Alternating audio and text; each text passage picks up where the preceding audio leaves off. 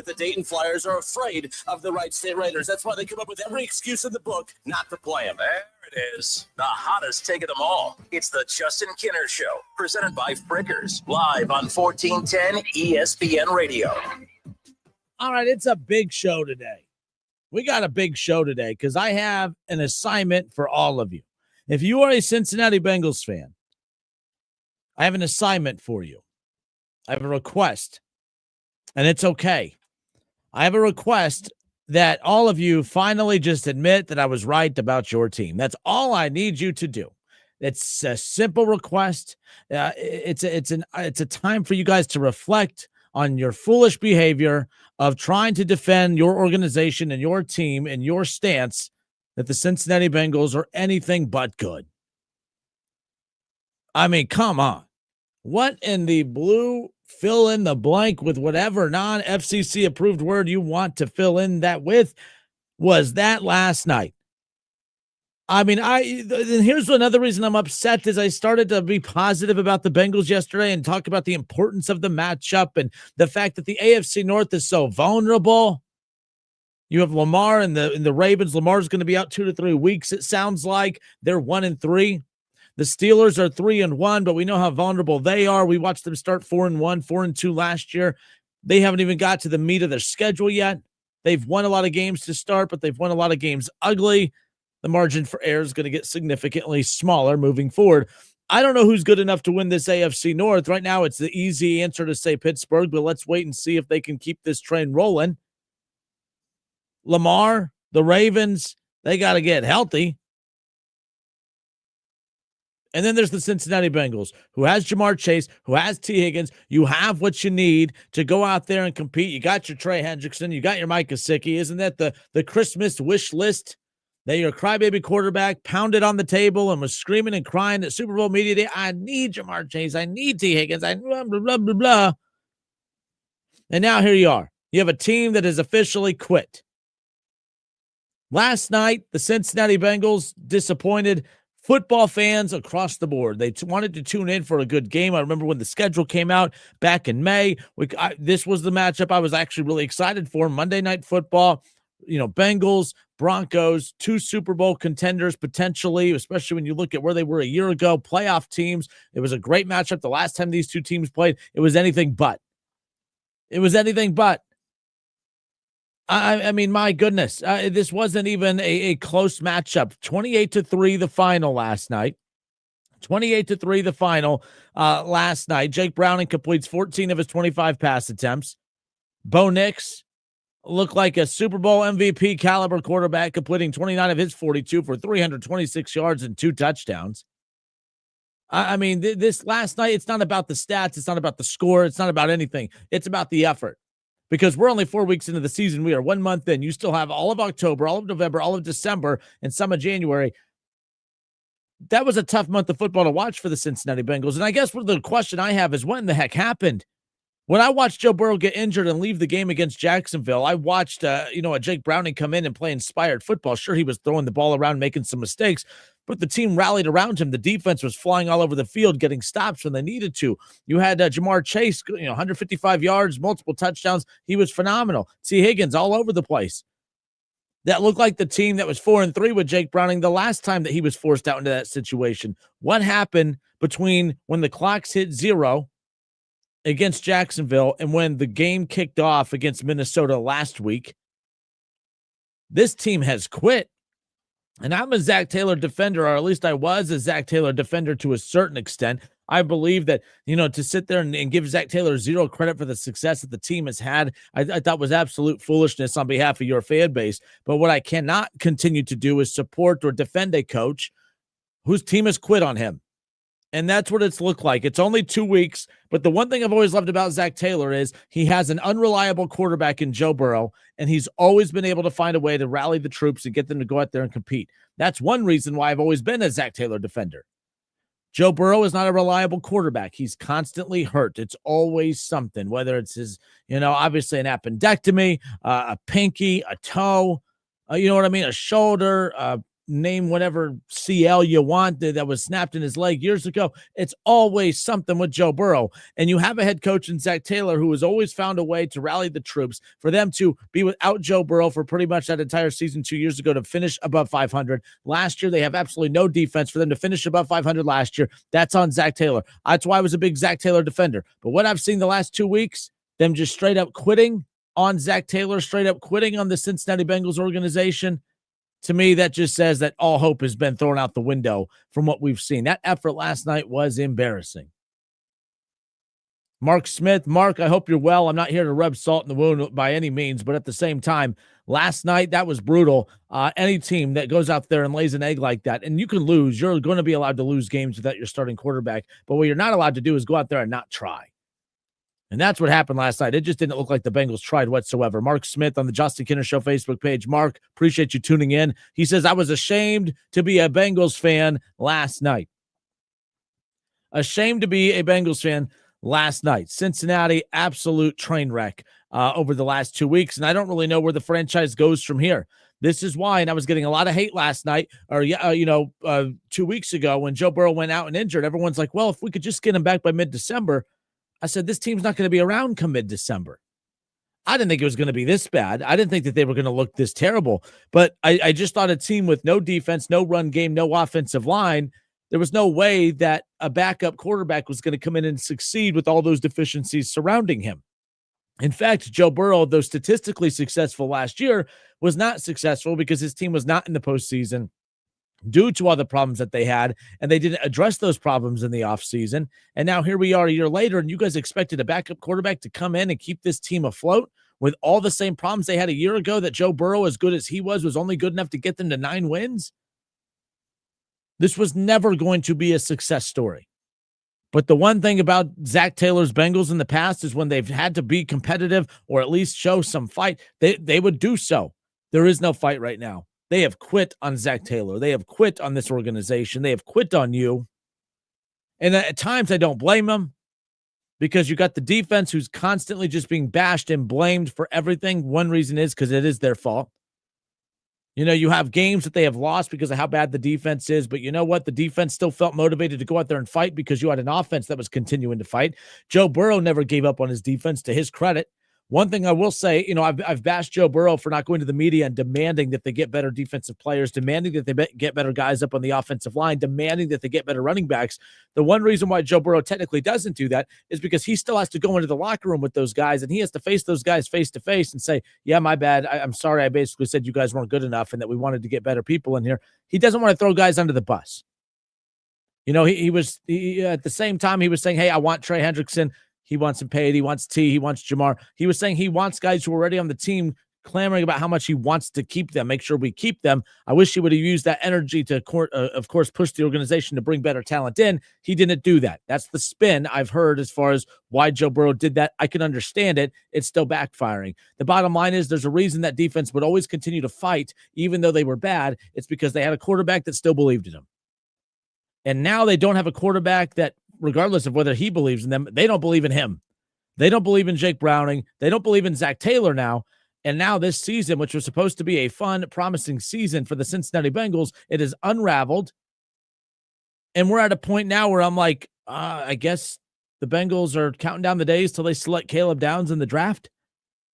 Guys, I think that the Bengals they look like the worst team in football. Over the last 2 weeks, I don't think there's a team that's worse than them. I don't think that the Saints are worse. I don't think that the Panthers are worse. You guys like to rip my Browns. That's fine. They have a lot of problems. I'm telling you right now, the Browns are better than the Cincinnati Bengals, without Joe Burrow especially. But this version of the Bengals, name one team that they're better than right now.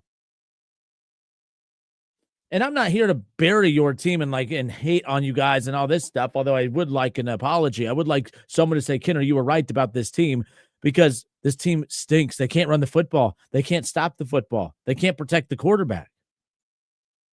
This isn't new. This was the same problems that they had a year ago. You guys, this shouldn't be, oh man, I'm annoyed that Kinner's saying these things. You should be annoyed with your team. And to Mark Smith's credit, a Bengals fan who constantly is on my case about my takes on the Bengals, he seems like he's fed up with what he saw last night as well. A wasted season again during the Joe Burrow era. Whether it's Joe Burrow's fault or not, his inability to stay healthy is a problem. Zach Taylor's always at times done a good job of keeping the troops motivated. He has lost. I think this team's tired. You guys are tired as fans. I think the players are tired. I think they're constantly tired of having to battle uphill. The offensive players are constantly tired of having to battle uphill with the bad defense and the bad offensive line and the questionable special teams. The defense is tired. They're tired of going out there, giving it their all while still not being very good and having every finger in the world pointed out them, especially the middle one as of late. It's tough. These players have given up. They always felt that as long as we have Joe Burrow, we have a shot. We may not be good in certain spots, but we're going to continue to fight because as long as we have Joe Burrow, we have a shot. The problem is they don't have Joe Burrow. And the question I have is the front office going to do anything about it? Is the front office going to do anything about it? Are they going to throw a lifeline to this team? Are they going to watch the boat sink? Because there's no life, there's no lifeboats right there, right? The front office is sitting there watching the Titanic sink, knowing there's not enough lifeboats, and it's up to them to go give them more lifeboats. Are they going to go out there and get them a quarterback lifeboat, or are they just going to let that dang thing sink? I think they're going to let it sink. They're going to look at Jamar Chase and say, hey, pal, you wanted your $40 million. Enjoy your $40 million. We're not going to get you anybody that could throw you the football. That's what you wanted. That's what you got. Hey, T, I bet you would love to be with the Colts right about now, right? The Colts, man, I'm sure the Commanders, I'm sure you would do pretty dang well in Washington right about now. Hey, but you wanted to rob us. You wanted to guilt us and get the fans to turn on us because we weren't going to pay you because it didn't make sense to. But hey, you got your money. Good job, T. All right, your name's T, and you're taking a bunch of L's. But you got your money. Congratulations. We're not throwing you a lifeline to help, get a guy to throw the football. Why the Bengals have not picked up the phone yet to the Giants to get a Russell Wilson. Like, Russell Wilson's not an elite level quarterback anymore, but he's definitely better than Jake Browning. And can you imagine the moon ball being tossed up in the air for a receiver like Jamar Chase and the T. Higgins? All he has to do, all Wilson has to do is just drop back, lob it up, and let those guys go do it. Something that Jake Browning seriously can't even do at this point without handing it off to the other team. This front office is going to sit back and watch these guys drown. And it almost feels like it's the front office saying, you got what you want. Does anyone else get the vibe that it's the front office versus the Bengals and not the front office for the Bengals? Serious question.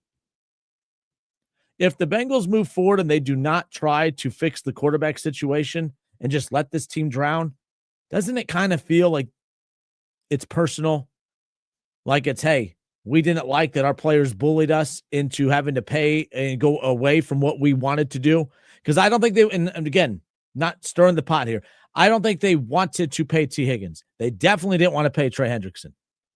And they got bullied and they got pushed around, smeared into doing something they didn't want to do, not once but twice. They wanted to pay Jamar Chase. That one, I believe. But because of their stupidity, they ended up paying way more for him than what they could have, but that's besides the point.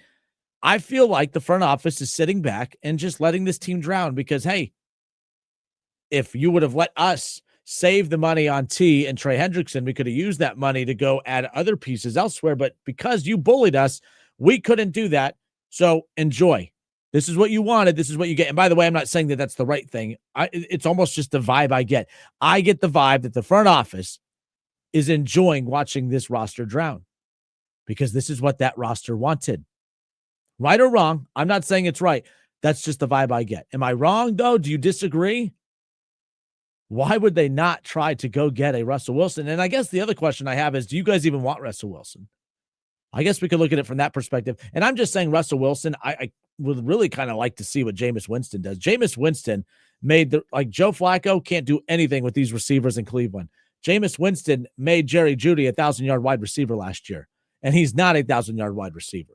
So imagine what he could do with actual 1,000-yard wide receiver type talents. The Bengals offense is non-existent. They can't pass. They can't run. I mean, did I see this right, that they were held to under 200 yards, total yards offense for 3 of the first 4 weeks of the season? What are we doing? If the front office gave a damn whatsoever, if they had a competitive bone in their body, if they gave a damn at all about Zach Taylor or the players on this roster or you, the fans, they would be on the phone right now trying to get a Kirk Cousins, trying to get a Jameis Winston, trying to get a Russell Wilson. But if you think that they care at all by continuing to roll Jake Browning out there, I don't know, man. I think that's silly. I mean, it is what it is at this point, but it is what it is. We'll see what ends up happening the rest of the way, but that was atrocious last night. And a lot of Bengals fans seem to be fed up. But what's the solution? You're fed up. You're pissed off. What's the solution? And a lot of people are saying, get rid of Zach Taylor. Serious talk here. I mean, does like Dan Pitcher become the interim head coach? Like, does, you know what I mean? What do they do? Or as the, does firing your head coach, not even in the middle of the season, a quarter of the way in, not even a quarter, just a month in. What does that do? I don't, honestly, I know you guys may think I'm crazy. I don't think firing Zach Taylor a month into the season is the solution. Being on the phone, aggressively trying to do whatever you can to go get a Jameis Winston or somebody, that's how you fix this. And by fix, I don't even necessarily mean, oh, we're going to win 11, 12 games, but you're 2-2, you're still 500. It's not like you're 0-4 or 1-3. You're 2-2. You're a 500 team as of right now. Act like it. But they're not acting like it. They're acting as if they have given up on the season. All right. Ann Anderson. Ann says, I know you talked about this yesterday with Hal McCoy, but there are 14 players on the Reds playoff roster that played at some time with the Dragons. Ann, always enjoy hearing from you. We're going to talk plenty of Reds coming up here around the corner. Hunter Green on the mound tonight. I cannot wait. But we're going to talk some Reds, and we'll have some of that interview with Hal McCoy coming up here around the corner. But I'm going to step away for a few moments. I want to pick up with this. We're going to talk about the Bengals last night with Jason Fitz. He's going to join us coming up, I believe, in just about 20 minutes or so. So I'm going to step away for a few moments. I'm going to open up the phone lines, 937-518-1410. I know you're angry, but I always say this to anyone that's angry and upset about something. What is the solution? So don't just call into the show and say you're angry. Don't just comment in the chat right now on the Justin Kinner Show Facebook page or ESPN Dayton's YouTube channel. Don't just comment that you're sick of this and that you're embarrassed. What's the solution? Are you against the idea of the Bengals trying to find a way to go get a quarterback? Or are the problems much deeper? I know a lot of you want to blame Zach Taylor. I'm not saying you can't blame him, but I don't know how that blaming him doesn't do anything to fix this, and firing him 4 games into the season doesn't do anything to fix this either. What's the solution? Let's discuss it more when we come back. Jason Fitz, Yahoo Sports, joins us around the corner as well, and then it'll be all things Reds as we head into tonight's wildcard matchup. Game 1 between the Reds and the Dodgers, 9 o'clock, first pitch right here on 1410 ESPN Radio. We'll be right back. More of the Justin Kinner Show presented by Frickers. Frickers, your home for fun, food, sports, and spirits.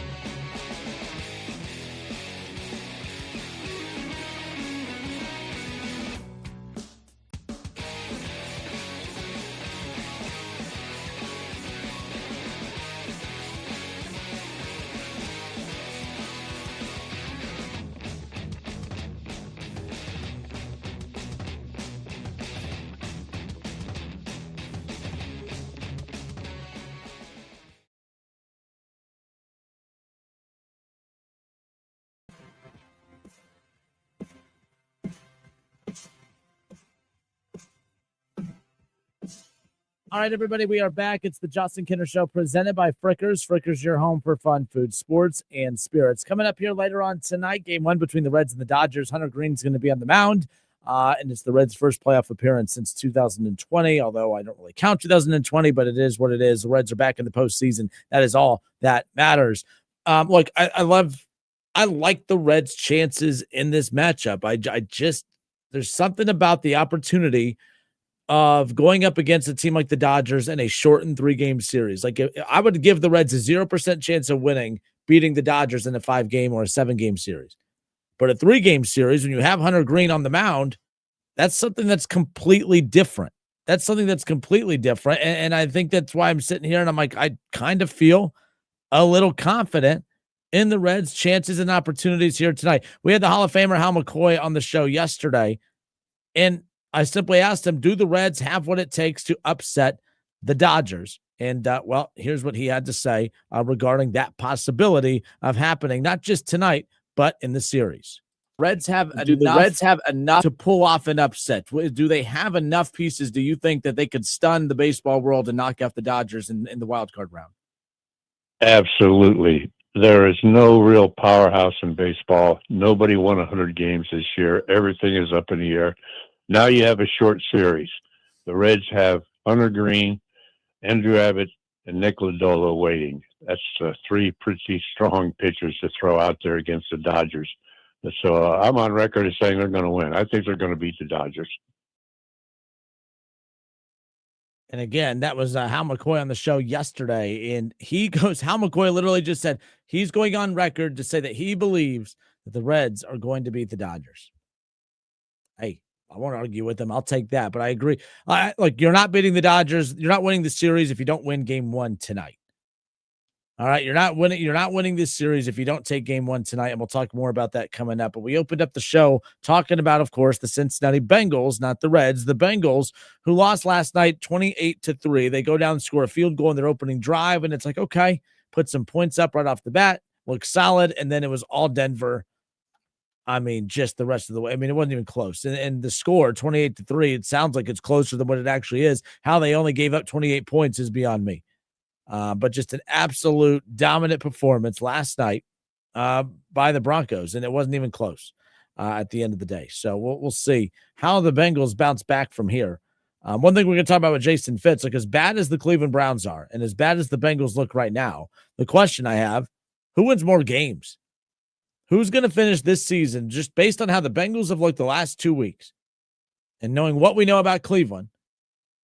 The Bengals or the Browns? Who finishes the season with more wins? That's what I'm curious about. But we opened up the show, of course, talking about did the Bengals quit on Zach Taylor?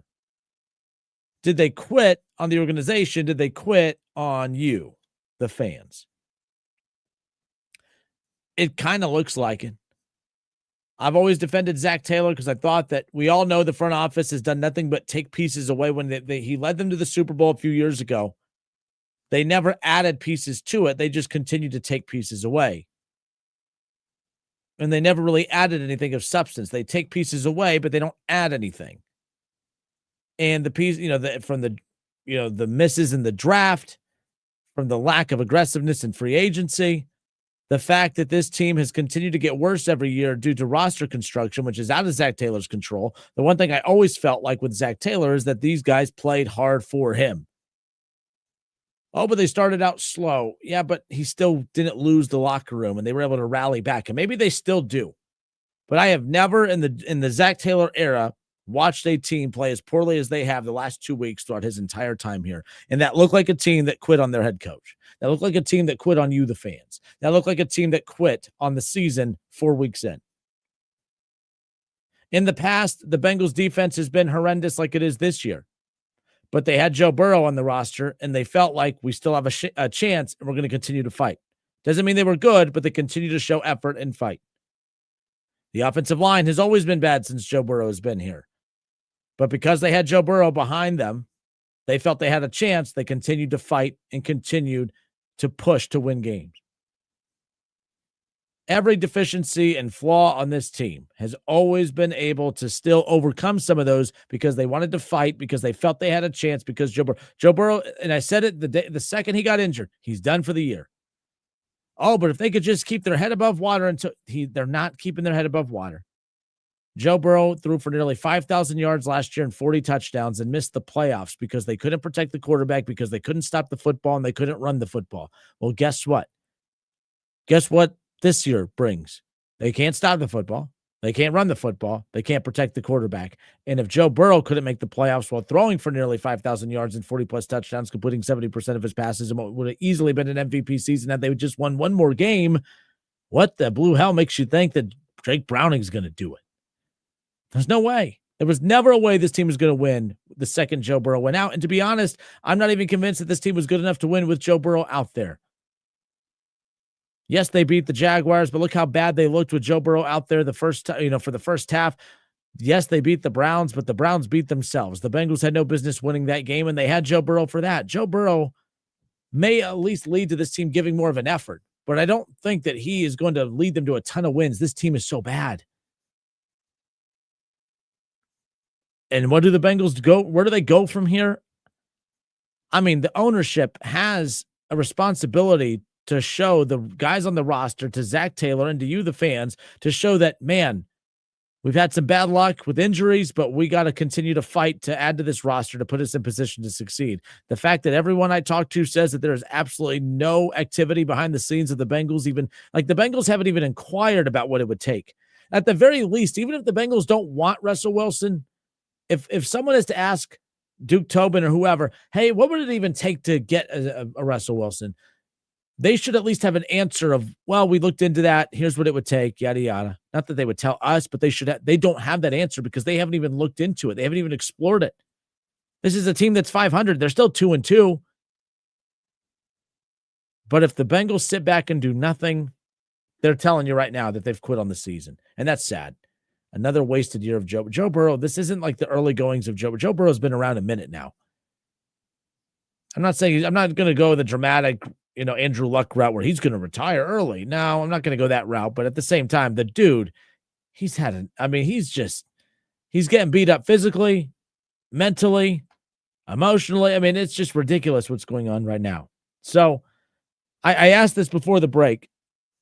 Rather than just say things like, well, fire Zach Taylor, I guess the question I have is, well, what does that do? I don't think firing Zach Taylor 4 weeks into the season all of a sudden opens things. I don't think the defense gets better because you fire Zach Taylor. I don't think your backup quarterback all of a sudden looks like a starting quarterback because you fire Zach Taylor. I don't think that your offensive line all of a sudden just magically becomes good because you fire Zach Taylor. I don't think that your crappy running backs that you tried telling me are good. I don't think that they become good just because you fire Zach Taylor. So I don't think firing Zach Taylor does a whole hell of a lot.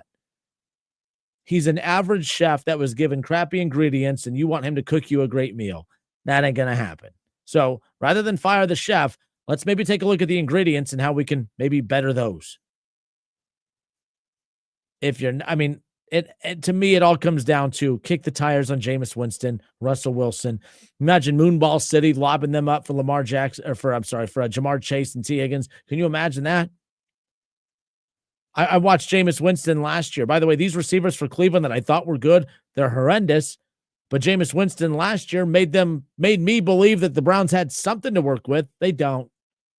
They don't have anything to work with. Jameis just did a good job of making Jerry Jeudy look like a 1,000-yard wide receiver. He's not. Imagine what Jameis Winston would do with two real 1,000-yard wide receivers in T. Higgins and Jamar Chase.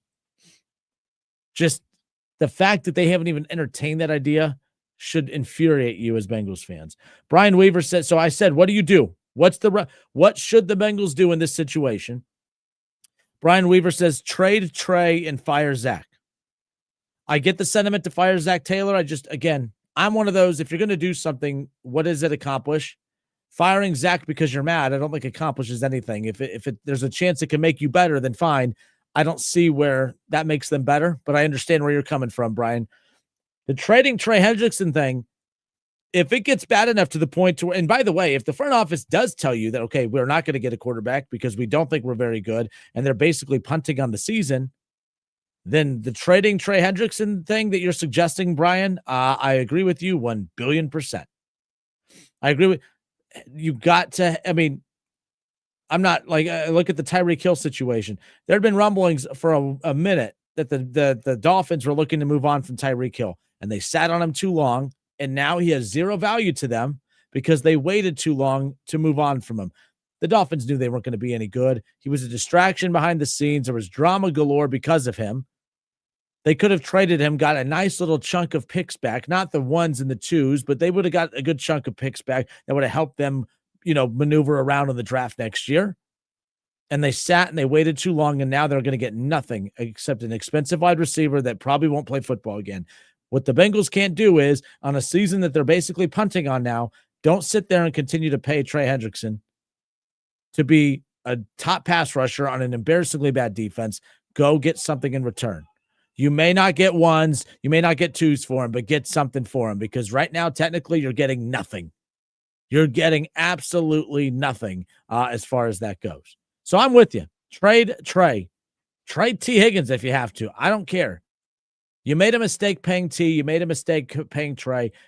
Get this figured out. Ride the ship if you can. Brian continues to say, not sure that they win another game based on the last two games. Yeah, if the Bengals look like they did the last two games, I don't see who they beat the rest of the way. That's how bad it is. Ron Howard, what up, Ron? Says, can you imagine what the Lions score will be? I mean, I haven't even looked. What is that line? I thought I heard it was like a 9.5 point line or something crazy. Let's see. The Lions next week or this week coming to Cincinnati. Man, I've seen a lot of big lines like this, and it's usually a team that's on the road. The Bengals are the home team, and they are a 9.5 point dog against the Lions this Sunday. The Lions are a 9.5 point favorite on the road. Man, that's brutal. Ron also says the GM has to go, doesn't understand. They don't have a GM. They have a guy that takes credit when things go well, and then a guy that disappears when things don't go so well on Duke Tobin. It's annoying. They don't have a GM, Ron. Alex, what up, Alex? Alex says, I'm not sure there is a solution. Yes, Jake Browning is struggling, but when your tackles allow both defensive ends to walk around them untouched, that's a clear schematic and or personnel issue. Signing a quarterback won't solve their issues. Zach Taylor has kept the same offensive scheme for 6 years and does not adjust according to personnel. The defense, I won't even go into that, and it's tough to tell if Golden is in over his head or not because of how bad the defense is. I saw so many players. Alex, thank you. Don't get me started on the Al Golden thing. Go look at the Colts right now. The Colts, they thank you for getting rid of your defensive coordinator from last year.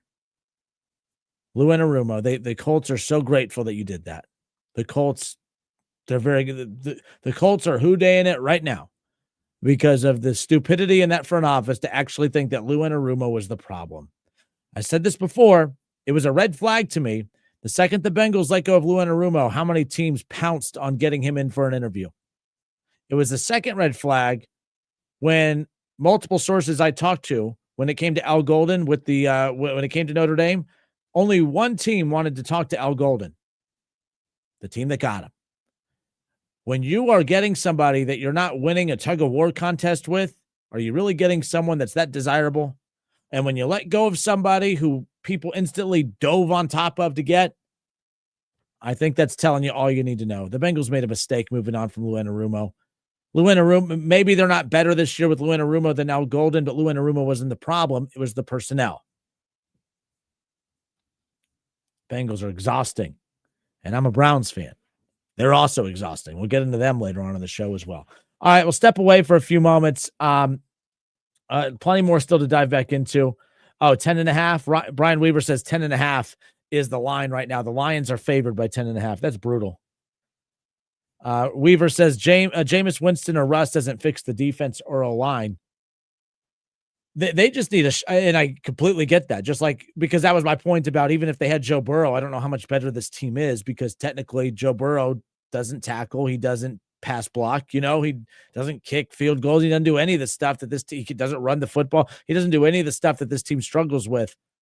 But I do think it's one of those where if the other players on that roster trust who's under center, and they may not trust Jameis as much as Joe Burrow, but if they feel like they have a chance with Jameis, they're going to play a little harder. The Bengals need to go get somebody. You can't just punt on the season. You can't, right? I mean, they will, they're cheap. But like I said earlier, this almost feels like the front office is looking at the roster, looking at Jamar Chase and T. Higgins, and looking at Trey Hendrickson, looking at Joe Burrow and saying, hey, we did everything you wanted. Now look at you. It almost feels like it's the front office against the Bengals and not the front office for the Bengals. All right, we're going to talk about this more when we come back with Jason Fitz from Yahoo Sports. We'll talk all things Bengals. Did the Bengals quit on Zach Taylor last night? And will the Browns or the Bengals finish with more wins this season? We're going to talk about that with Jason Fitz when we come back. It's the Justin Kinner Show presented by Frickers. Frickers, your home for fun food, sports, and spirits. We'll be right back.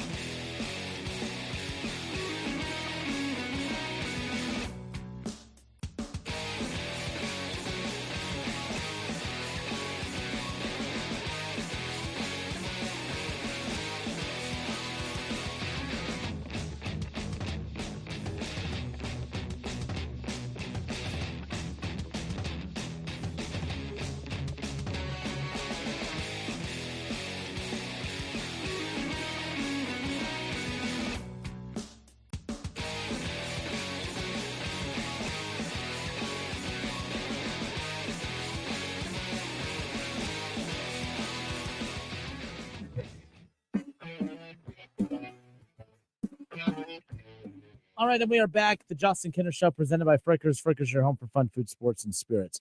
All right, so Jason Fitz is going to join us at the top of the hour, coming up at 4 o'clock. So Jason Fitz, Yahoo Sports, will recap all things Bengals and whatever that was last night. But we could switch over to the Reds. Look, by the way, I threw this poll question out earlier because I saw a lot of people complaining about the start time for the Guardians and the Tigers, which, by the way, that game officially is wrapped up. Unfortunately, the Guardians go down 2-1 to the Tigers. Look, the performance that the Tigers got from Skubal is the exact. I think Shaw said that in the chat about that's exactly what the Reds need tonight from Hunter Green, no doubt.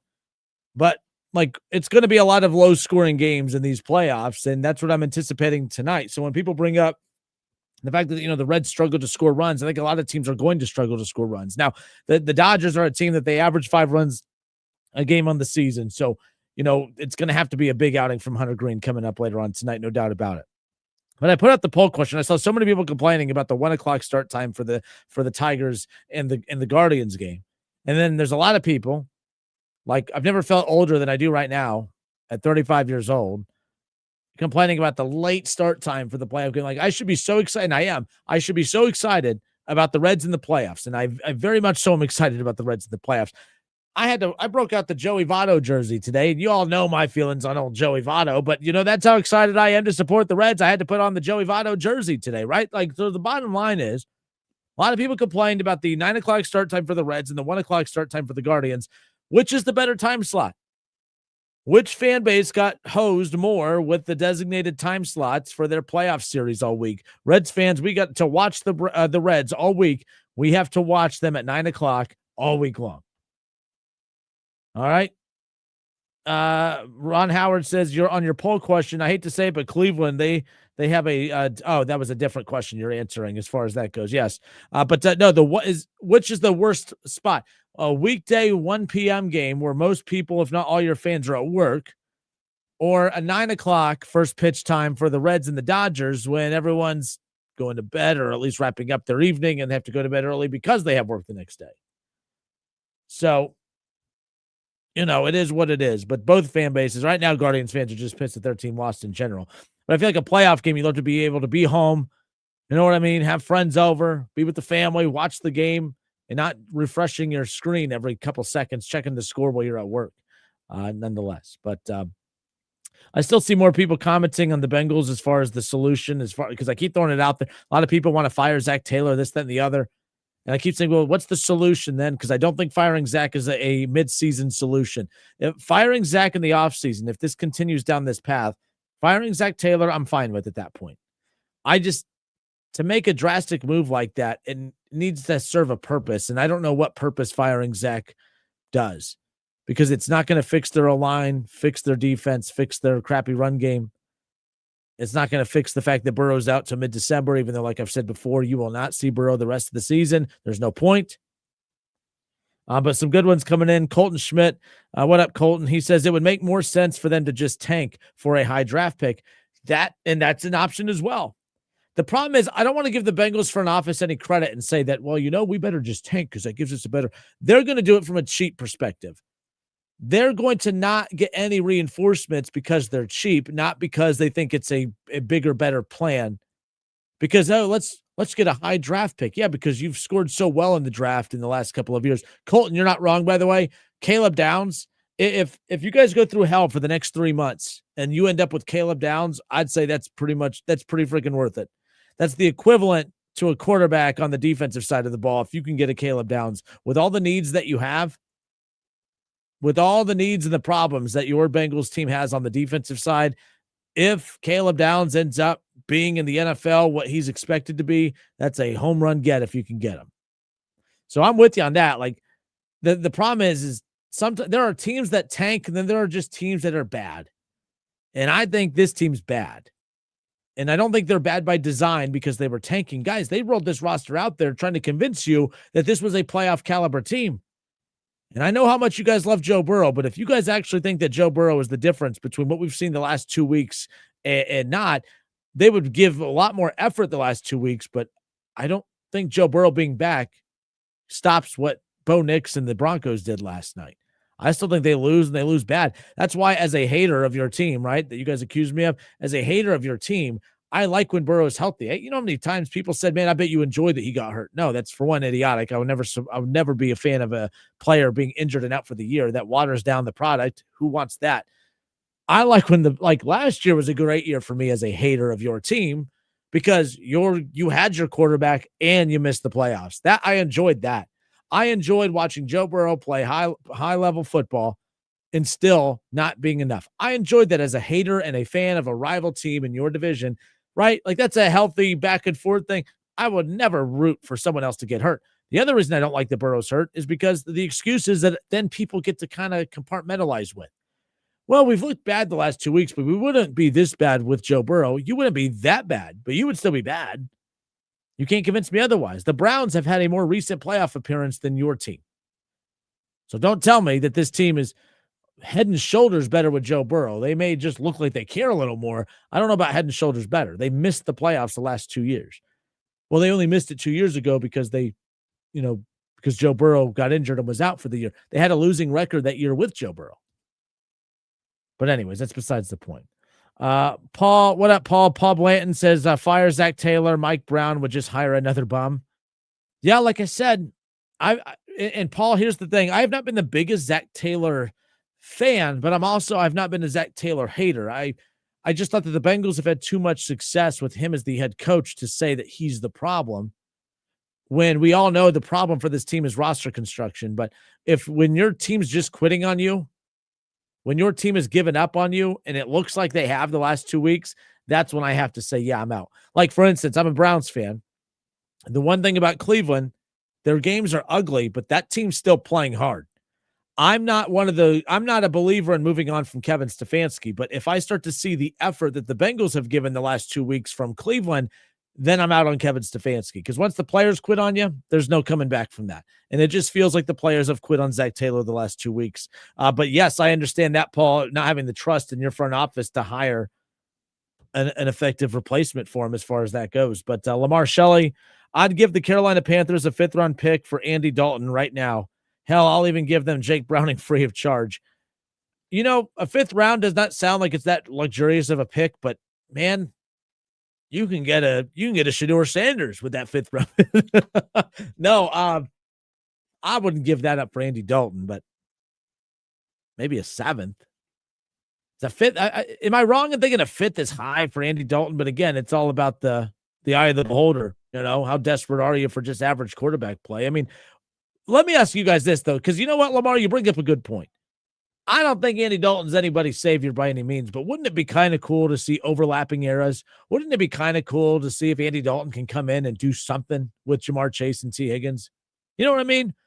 Andy Dalton doesn't erase the bad offensive line or the crappy defense or the inability to run the football, but wouldn't it be kind of neat just to see the previous era of Bengals quarterback play with this era's receivers? Just, why not? If you're going to be bored and watch your team lose, why not? You might as well watch something interesting. So, yeah, Shaw says a 5th for Andy Dalton is way too high. That's what I thought. I was like, am I crazy for thinking that it's way too high for Andy Dalton? Absolutely.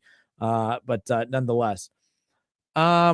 Oh, Shaw, you're answering the poll question from earlier. The 1:00 games would be better for me. I have to be at work before the sun even thinks of rising. I'll see the first few innings. See, I work in sports radio. I have a little flexibility here in the building to have the games on and all that stuff. Obviously, I'm not just a radio host. There's so many more responsibilities I have during the day, but I do have the flexibility to put the game on. That's not the case for everybody. So, yeah, I guess what I'm saying is, for me, selfishly, I prefer the 1:00 games, but I would feel like, I guess, I don't know. The 9:00 games stink, but I'm going to stay up tonight and watch it. I will stay up tonight. All right. I can't sit down on the couch and watch it, or I'll pass out and fall asleep. So I'm just going to, crack open a few beers, sit around the fire, and watch the game outside as long as I can. So, and hopefully the Reds make it interesting for a full 9 innings. There you go. There you go. All right. I'm Justin Kinner. It's the Justin Kinner Show. I promise we'll get into the Reds. My bad. But I just got a text. Jason Fitz said he's ready to go. Step away for a few moments. Jason Fitz is going to pop on with us next. It's the Justin Kinner Show presented by Frickers. Frickers, your home for fun food, sports, and spirits.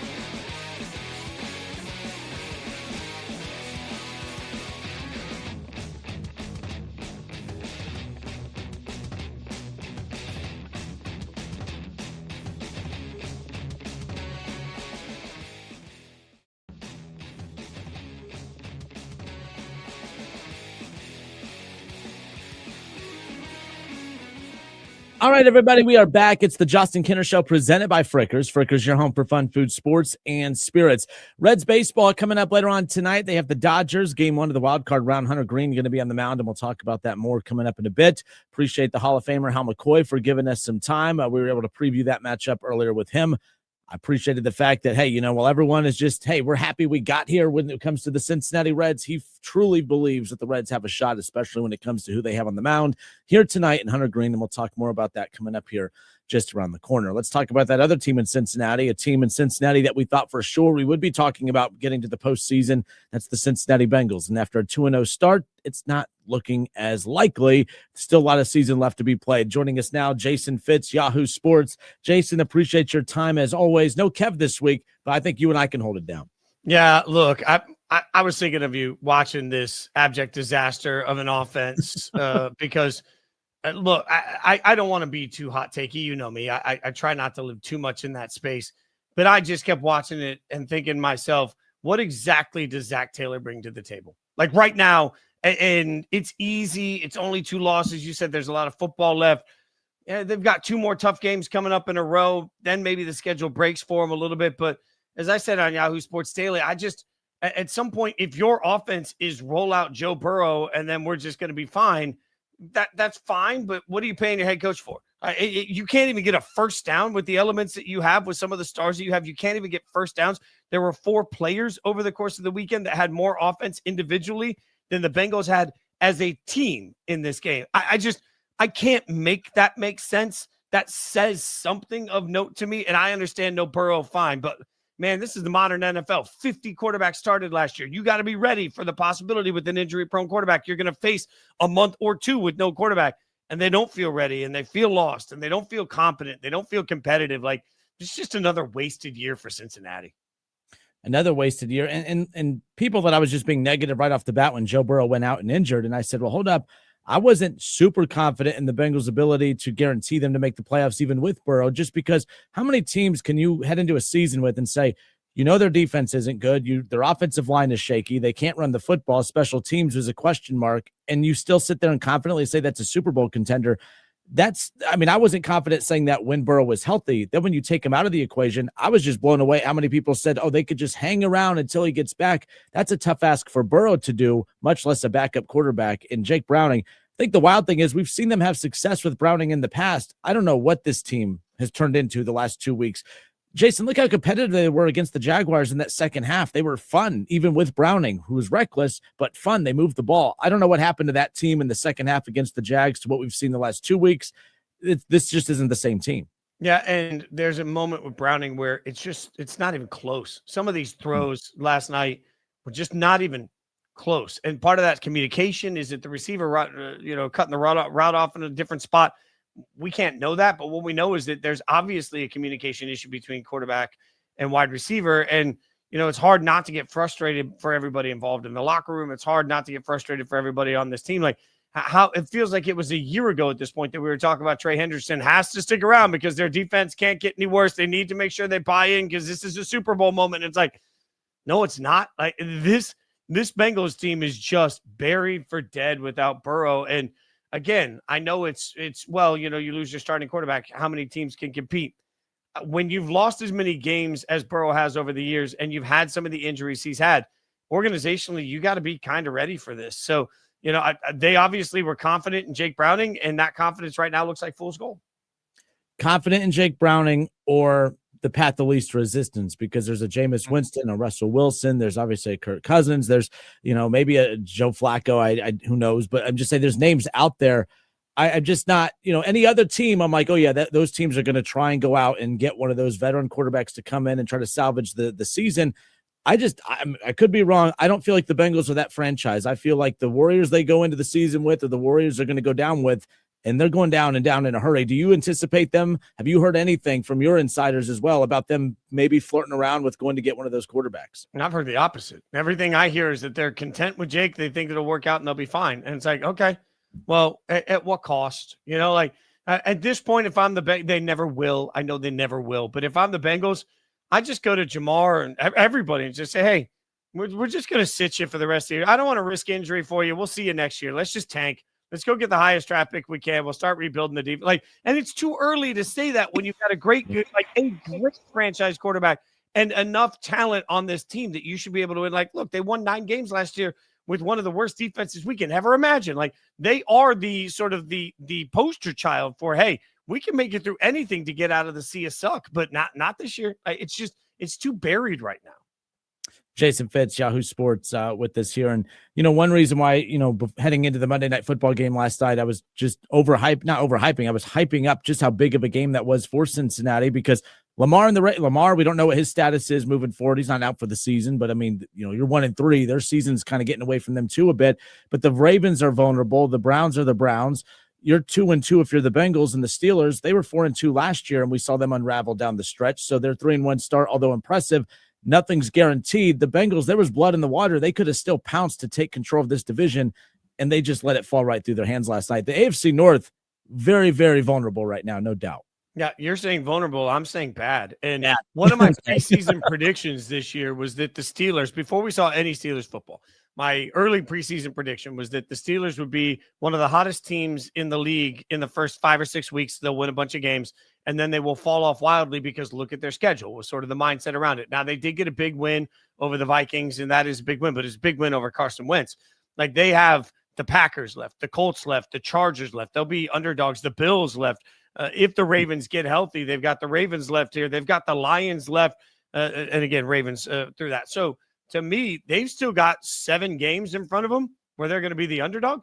So while we're sitting here talking about 3-1 for the Steelers, I don't think that the Steelers are a 10-win football team this year. I just think they're taking advantage of a bad division right now. So look, when I've made that prediction, I did presume that the Ravens defense wouldn't be an abject disaster. And I did presume that Joe Burrow would be healthy. So I thought the division would look a little tougher.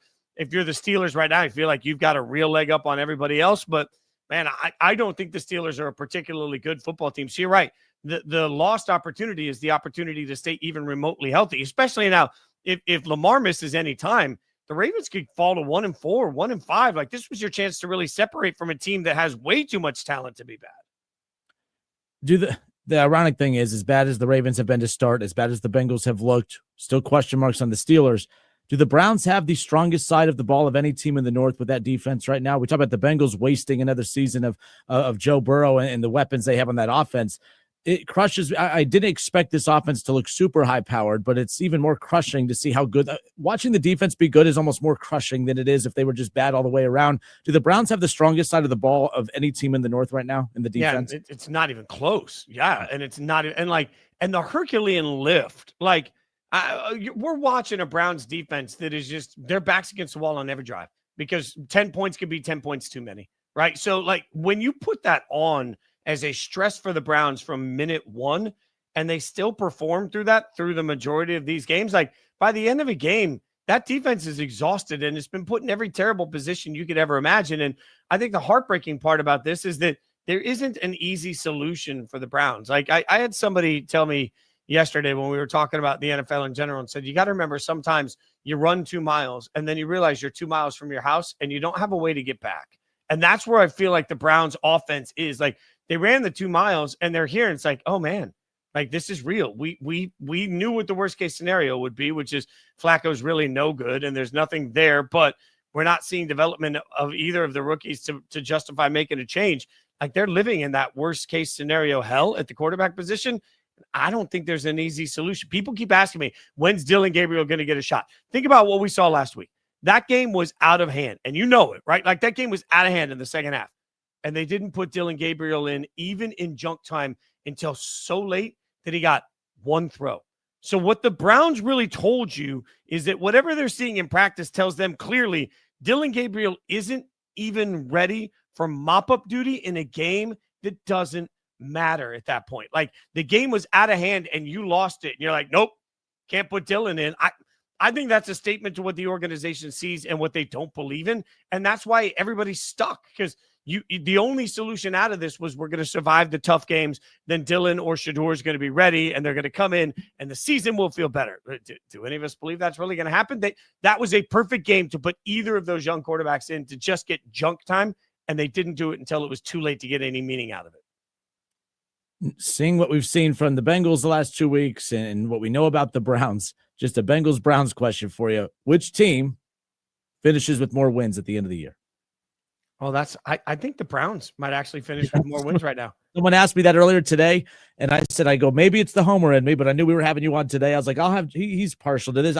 Ask you, okay, cool. I'm not being a homer. I feel like it's the Browns just because of that defense. I don't know what the identity of the Bengals is. I mean, the Browns can find a way to beat the Packers if you slip up at all, right? Like the Browns will win some games they shouldn't win because their defense is so sneaky good. And I just don't trust Jake Browning at all. And the other part about the Cincinnati equation is there's a lot of people I see online presuming that he's just going to come back in week 13 and everything's going to be fine. He being Burrow. We have no idea. Like the timeline on this could be longer. It could take a minute to get back in football shape. He could be coming back to a team that has 3 wins. And what's the point at that point? Like there's so many variables with Burrow. Yeah. I don't trust Jake Browning to go through the rest of this season. Like, I think it's funny that there were people trying to tell us the first time he trotted out on the field, no, he could start in some teams. Like, no, Jake Browning's a starter. Really? Now we've seen it. I don't trust Jake Browning at all. I mean, I don't understand how you go into most Sundays with hope, knowing that you are just wildly not capable of competing with the other quarterback, no matter who the other quarterback is. All right, good stuff. Jason Fitz, Yahoo Sports, awesome enough to give us time. We never talk baseball, but here in Dayton, a lot of Guardians fans, a lot of Reds fans. Guardians fans been complaining all day because their game started at 1 o'clock, their playoff game against the Tigers. A lot of Reds fans, like myself, complaining because we got to wait till 9 p.m. to watch our team play. Which one is worse? We have jobs that we're able to sneak off and watch some of these games. But for Reds fans and Guardians fans, which is worse? The fact that you can't watch your team because you're stuck at work, or you can't watch your team because the game's going to get done too late and you'll work the next day. Which fan base got hosed more based on their team's playoff start times? Definitely midday. Although, let me say this. I love midday baseball. In fact, if I could become the, Rob Manfred, if I could take the job and become the commissioner, I would end Major League Baseball season instead of on a Sunday against the NFL when you're getting your ass kicked. I would have ended the games on Friday, and I would have done an all-day slate starting at noon all the way to the end. Like, force a takeover of the day of baseball, make closing day as impactful as opening day. So I actually really love midday baseball games. I don't love it when, as a fan, you've had to suffer through an entire marathon of a regular season, and now you got to use a sick day if you're lucky enough to have one to watch your favorite team play in the playoffs. Imagine if, when the Bengals played the Raiders in that first game in Cincinnati in the playoffs a few years ago. Imagine if that had been on a Thursday afternoon at noon. We would have lost our collective mind. So as much as I hate having to stay up so late to watch these games, I think it's terrible planning by everybody involved. I also think it's terrible planning by everybody involved that they buried some of these Guardians Tigers games towards the end of the season on the MLB package. So you couldn't even watch it on TV. At some point, I think the hardest part about this is there's an entire group of fans that deserve the right to see their favorite team play, and they may not even have the ability or flexibility to take a sick day. That sucks for everybody. All right, good stuff. Every Tuesday, Jason Fitz takes some time and hangs out with us here on the Justin Kinner Show. No Kevin Nash today. He's out doing some boss man stuff. So he's more important, taking care of more important things than this right now. But Jason, appreciate your time as always. No college football talk today.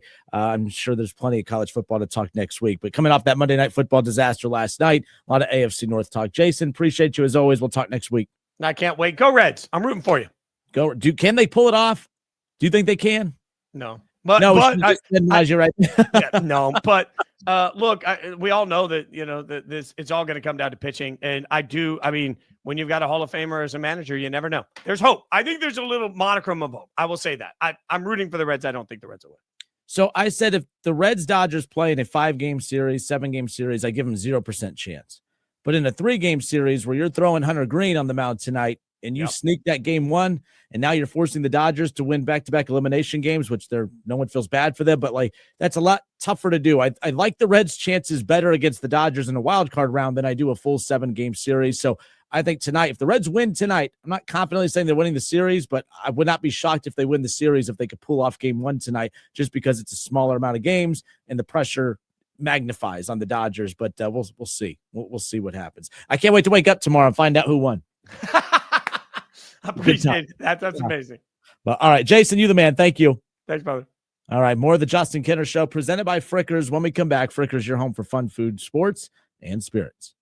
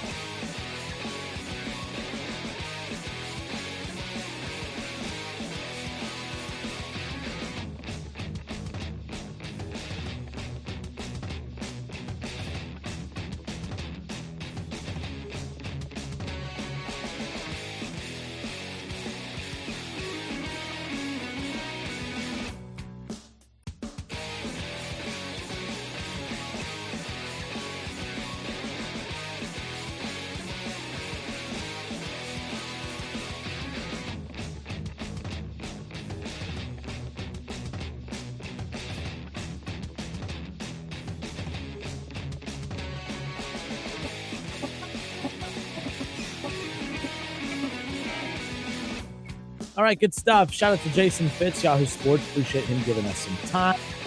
Talk more Bengals throughout the week. What a wild scenario there. Apparently, there are reports out there about the Browns potentially making a change at quarterback for this coming up week. Once we get more final word on that, we'll dive into that more. But I want to focus on the Reds. Talking about the Bengals not being a playoff team. Definitely not going to waste your time talking about the Browns, another non-playoff team. Let's talk about a playoff team here in the state of Ohio. And not just the Ohio State Buckeyes. We just watched the Guardians in action. I think the Guardians will be fine. Kudos to the Tigers. You did what you're supposed to. You go on the road with your number one pitcher like that, and you pull off an upset like that. That's what the Reds are going to have a chance to do later on tonight. And MLB Network tweeted this out earlier today that the visiting team has won 8 of the 12 wildcard series contests since 2022. Will we see that trend continue again this offseason? And, of course, the graphic that they used, all right, sorry, the music was drowning everyone out, my bad. For those on the stream, at least. When I see that, it just, you fight so hard for that home field advantage. And home field advantage matters, no doubt about it. But when I see this, since 2022, the visiting team has won 8 of the 12 wild card series. It almost feels like there is no home field advantage in the wild card round. And you do have to wonder, if the Reds are playing this series at home, we would love it more, don't get me wrong. But does anyone feel like the Dodgers being at home almost makes them too comfortable? Does anyone feel like, for instance, Shohei Ohtani, the reason that they've positioned him to not pitch this series is because they want him ready for the Padres series or the Phillies series? To me, that screams that they're already overlooking the Reds. And there's a lot of reasons to look. The Reds have the worst odds of winning the World Series this year. The Reds should theoretically not be in the postseason. When you look at the talent that's on the Mets and the money that was spent on the Mets, and it took an outlier wild card scenario, no pun intended, to get the Reds into the wild card to begin with. And everyone could sit there and they've tried to use that against the Reds. Well, if it wasn't for the Mets free fall, they wouldn't be in. Well, that's how a lot of this works. Every year there's a team that doesn't do what they're supposed to. There was multiple teams in the National League this year that did not do what they were supposed to. There was a lot of teams in the National League that did not play the way that they were supposed to. One of those teams, the Atlanta Braves. The Atlanta Braves did not play and live up to what they were supposed to be, right? The Diamondbacks were supposed to be a World Series contender this year, right? There was a lot of teams. I think that the Cardinals played about what we expected. The Pirates are about what we expected. The Padres did their thing. Obviously, the Dodgers.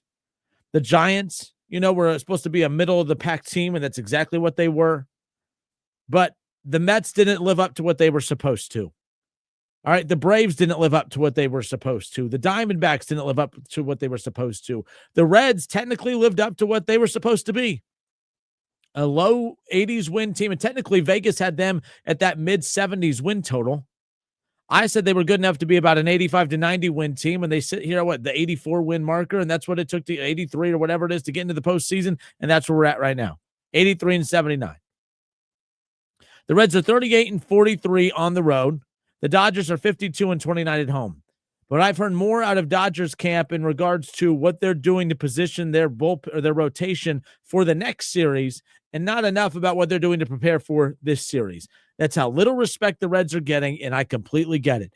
Everyone out there that gets defensive about the lack of respect that the Dodgers in baseball has given their team, that's laughable considering how I think that the Reds fans, you guys have been horrible to your team this year, me included. I told you I've quit on this team 12 times. I'm probably going to quit on them after the first inning tonight if they give up 2 runs. And then I'll buy back in the 5th inning when they put up 3 runs. And then, you know what I mean? It's a yo-yo. We've been through this before with the Reds. It's just how this works.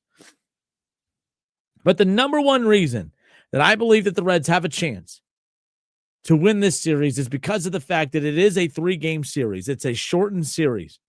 And all you got to do is just get one to put all of the pressure, and I think all the pressure is on the Dodgers. I don't think there's any pressure on the Reds. If the Reds lose tonight, they're supposed to. If the Reds win tonight, so you're telling me there's a chance. The Dodgers are preparing for their next round against the Phillies. They need to be worried about their next game against the Reds if they lose tonight, because they'll be facing elimination. Imagine all the money that they have spent over the years, all the success that they have had, winning a World Series, just to be knocked out by the team that shouldn't even have made the playoffs if it wasn't for an epic collapse from another team that has spent in the $400 billion range. I'm Justin Kinner. It's the Justin Kinner Show presented by Frickers. Frickers, your home for fun, food, sports, and spirits. 9 o'clock tonight, Reds-Dodgers, game 1 of the wild card. Hunter Green going to be on the mound. And Hunter Green has been quite the story for the Cincinnati Reds. When you go back and think about his time here in Cincinnati, if you can't win with Hunter Green on the mound tonight, I'm not confident that they can win this series whatsoever. There is so much pressure on Hunter Green, in my opinion. I don't think there's a lot of pressure on the Reds. I just think there's a lot of pressure on Hunter Green. Hunter Green was drafted 2nd overall back in 2017. We see the Sports Illustrated cover with his face on it. The Reds drafted him 2nd overall in 2017 and then gave him at the time what was a record-setting $7 million signing bonus. This is an organization that we get frustrated with that won't fork over money in free agency, but they forked over a $7 million signing bonus to a guy that never even touched a baseball for the Reds. But that's the anticipation of what was potentially to come for what is supposed to be a phenom. And so far, he has lived up to it from an individual development standpoint. What he has yet to be able to provide for this team, not his fault, it's the team's fault, is that moment. And he's had a few of those moments down the stretch. He had that big outing against the Mets back in early September, right? He had, just last week, he had that ginormous outing where he went 7, giving up 1 run on the one-hit shutout game. He's been phenomenal down the stretch. He's been clutch. When your season's on the line and you need every win possible, and you can have him out on the mound and almost feel like, okay, we got this one because of him. The Reds have a lot of good pitchers in this rotation. They have 2 of them that I feel extremely confident every time they're out there. Andrew Abbott and, of course, Hunter Green. But the Reds were telling you from the very beginning, giving him that record-setting $7 million signing bonus, that they believed he was going to be something special. And then back in 2023, and this is something that the Reds do not get enough credit for.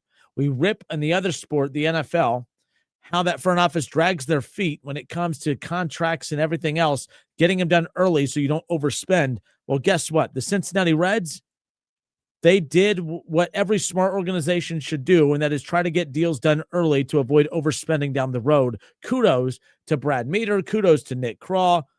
Kudos to that group of guys that have been a part of that organization for a while that were behind that, because they got Hunter Green to sign a 6-year, $53 million extension with the Reds back in 2023 that averages out to about $9 million a year.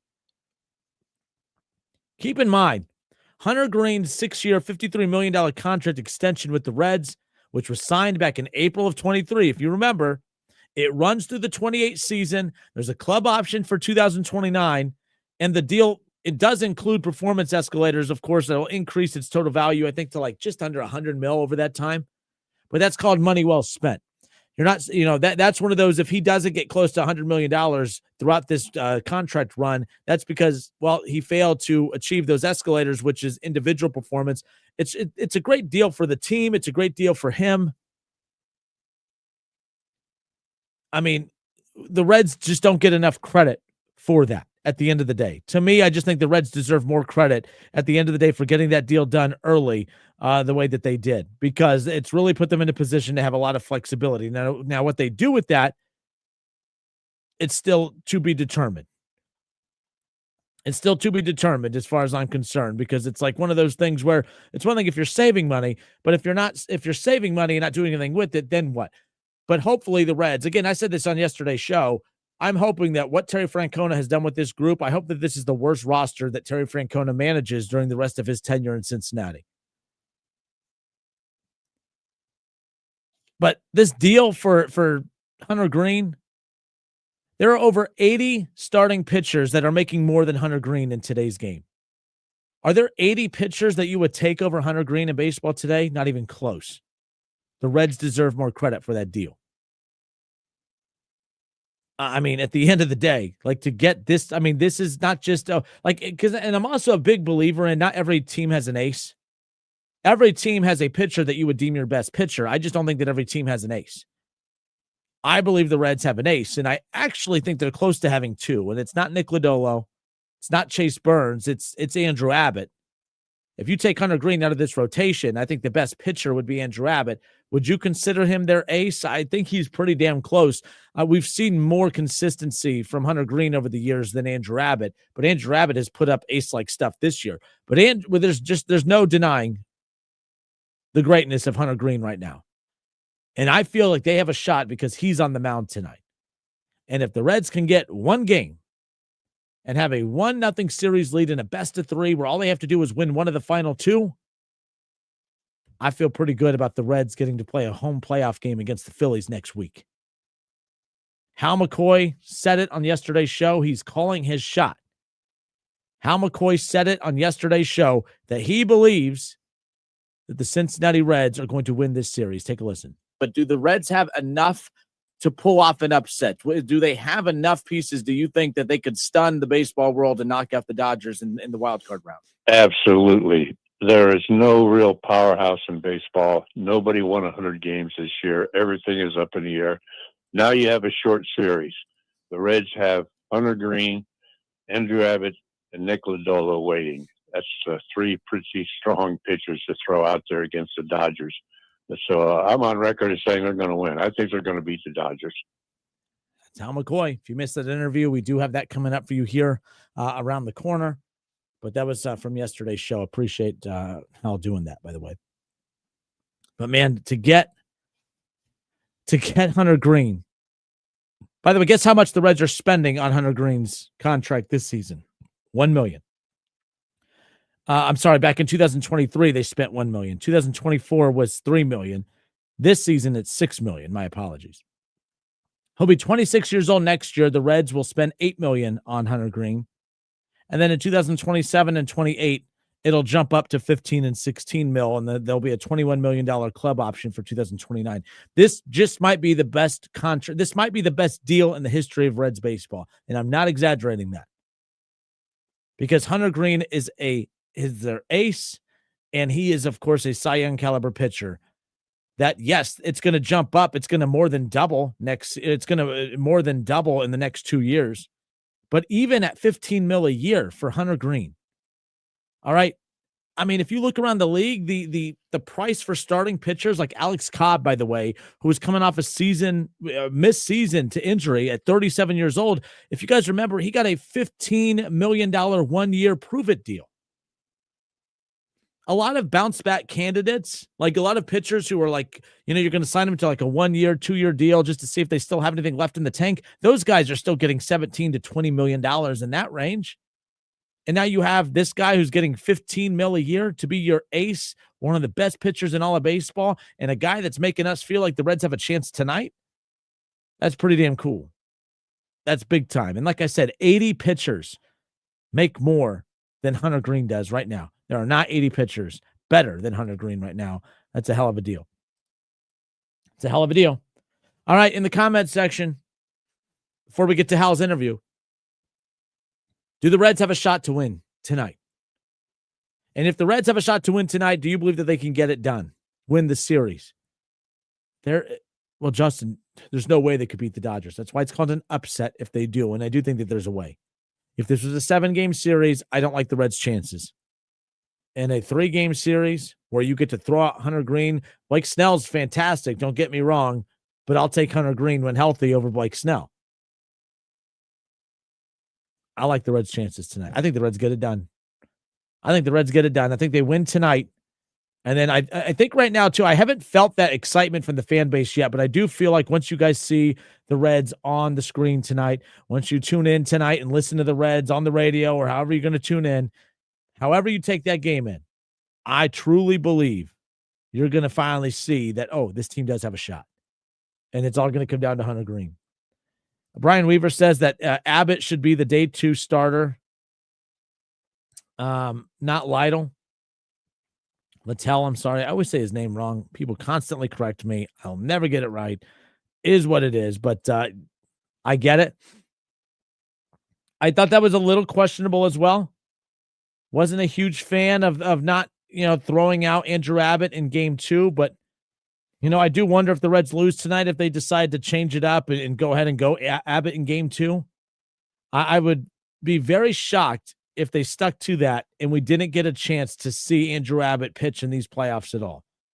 So I'm hoping that that's the case.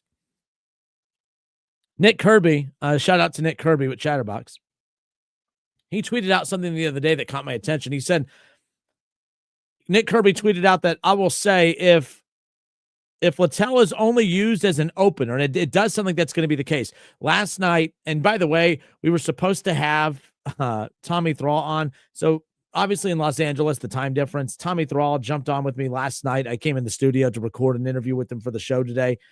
And of course, we had technical malfunctions that led to his audio not being recorded. But the reason he had came on last night was because he had gone to the press conference with Terry Francona. And the one thing that caught his attention that we really wanted to talk about was just the sneakiness of what could potentially be Terry Francona using the media to his advantage. No one's truly believing that we're not going to see Andrew Abbott in this series at all. And it's a big gamble to not throw Andrew Abbott out there at all, especially if what tomorrow could be an elimination game for the Reds or a series potential winning game for the Reds, and you're not going to put Andrew Abbott out there? I don't know. But Nick Kirby tweeted this out that if Littell is only used as an opener, they bait the Dodgers into playing Muncy and Conforto and bring in Lodolo for the fourth batter. This would be absolutely genius. The chestnut checkers move.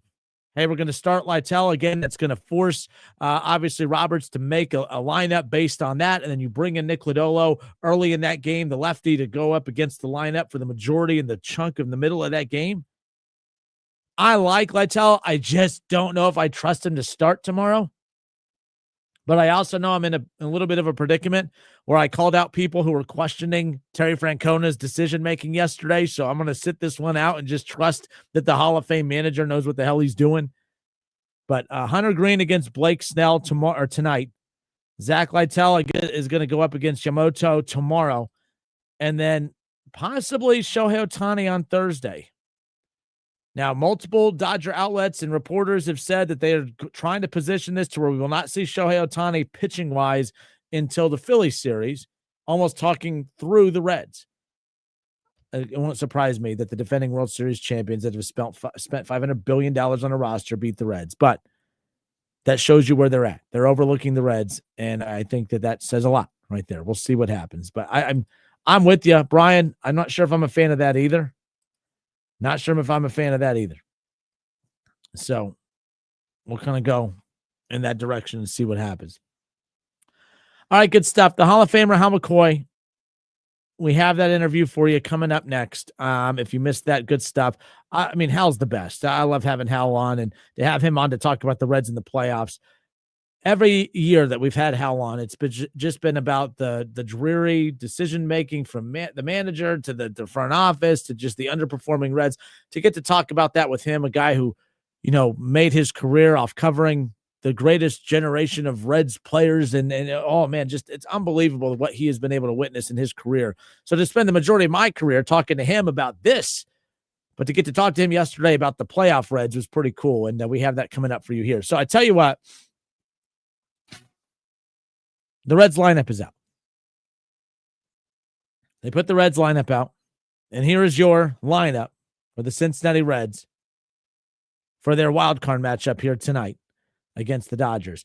Batting first and leading things off in center field will be TJ Friedl. Noelvi Marte will bat second and get the start in right field. Andujar is the designated hitter. He'll bat third.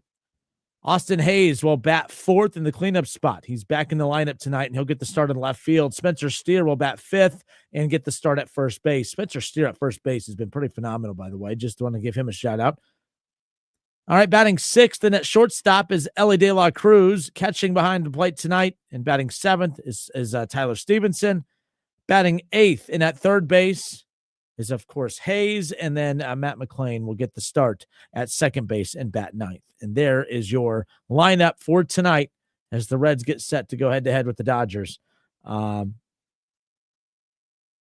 Game 1 of the Wild Card Series here. One more time, your lineup for tonight: Friedl, Marte, Andujar, your 1, 2, and 3 hitters.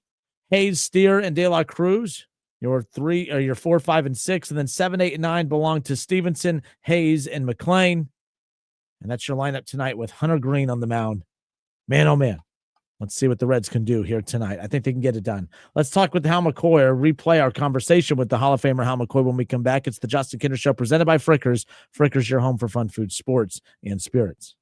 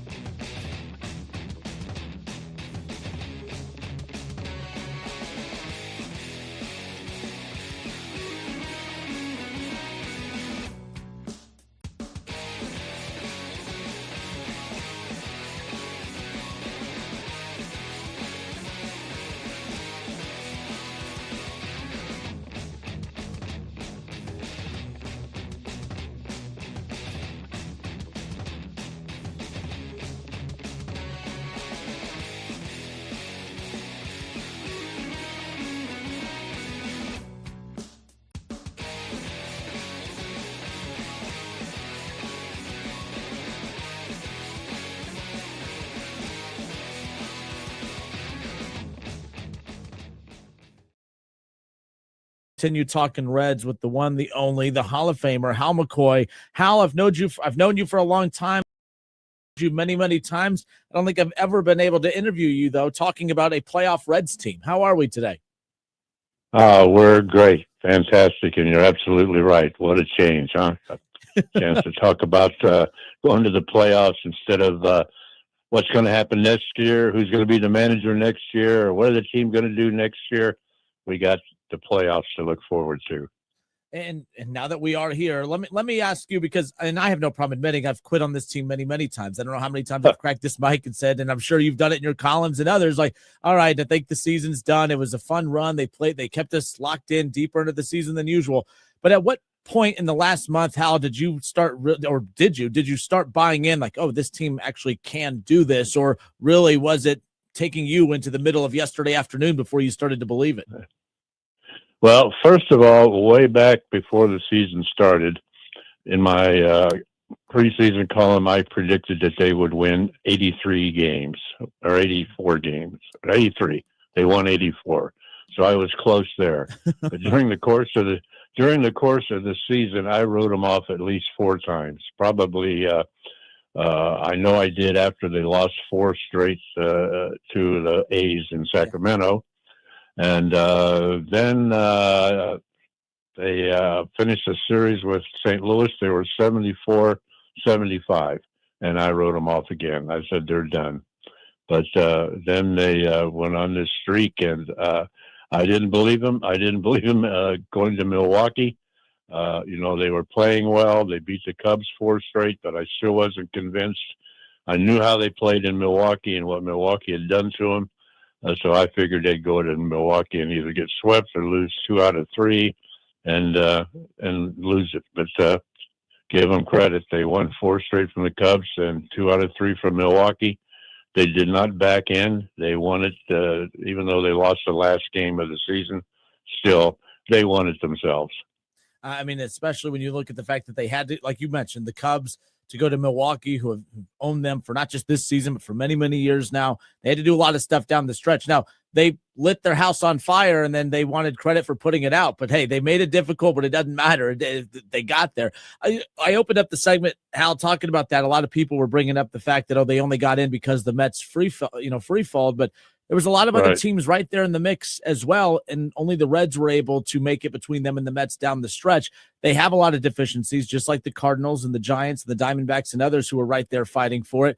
But the one thing that they had that nobody else had is that strength, which is their pitching. They have that heading into this series with the Dodgers, and I know that the Dodgers are the heavy favorite. We've spent a lot of time talking about that today, but do the Reds have enough to pull off an upset? Do they have enough pieces, do you think, that they could stun the baseball world and knock out the Dodgers in the wild card round? Absolutely. There is no real powerhouse in baseball. Nobody won 100 games this year. Everything is up in the air. Now you have a short series. The Reds have Hunter Green, Andrew Abbott, and Nick Lodolo waiting. That's three pretty strong pitchers to throw out there against the Dodgers. So I'm on record as saying they're going to win. I think they're going to beat the Dodgers. You look at the history and the success that Terry Francona has had in the postseason. I mean, he wins literally everywhere he goes. The one thing I always think about when a team makes the playoffs for the first time in a while is the fear of a manager without a lot of success over managing. The Reds don't have that. They have an experienced captain leading the way, obviously, in Terry Francona. What kind of edge does that give the Reds, a team that's new to the playoff picture right now, but not so new when it comes to the guy that's leading them there? How much of an edge does he give them going up against an experienced team like the Dodgers? Definitely. Once again, before the season, I wrote that Tito Francona would probably make a difference in 5 to 7 games this year. And I think he did, probably more than that. He's a calming, steadying influence. He lets them have fun. He's got a great personality. They all love him. And he's a great strategist, a great manager. But most of all, it is how he handles his players. And he would be the very calming influence. His mantra is one game at a time, this game and this game only.